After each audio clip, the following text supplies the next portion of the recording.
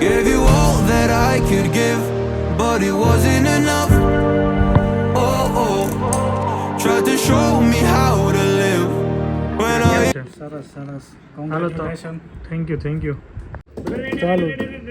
ચાલુ. હેલો જો ભાઈ ઇન્સ્ટા 360 X4 એપ્રિલમાં લોન્ચ છે આપણી પાસે આવી ગયો છે ફાઇનલી. હવે આને આપણે અનબોક્સ કરીએ and yes finally wait is over.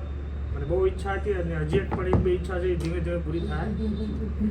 પહેલાં આપણે એક તો પૂરી કરવી પછી બીજી કરશું.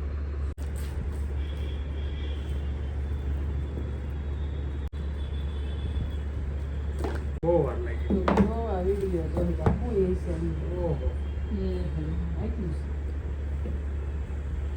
Insta 360 X4. હવે આપણે અંદર બીજું શું આવે નજીક આવો.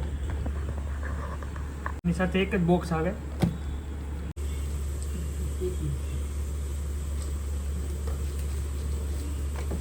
આમાં આવશે એક આનું કવર.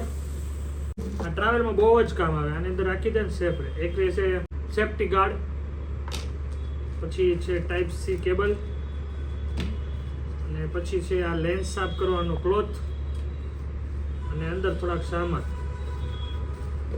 બીજું શું છે આની અંદર? બીજું મેઇન વસ્તુ છે મેઇન જો સિટી વાગી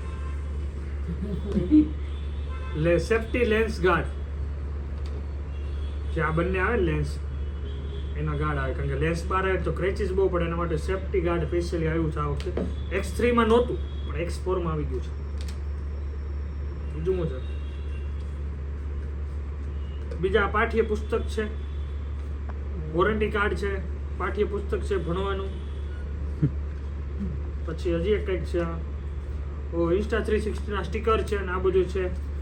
તો આ હતું મારું પ્રોડક્ટ અને હવે તમને આનો રિવ્યુ આપું. વિડીયો ઉતારીશું. ખમો વેટ.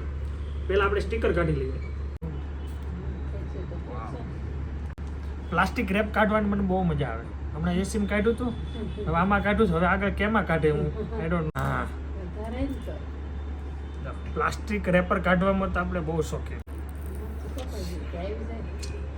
તો વાંધો નહીં. યસ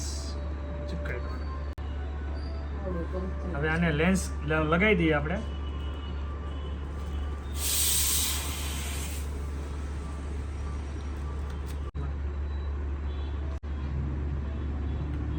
વાહ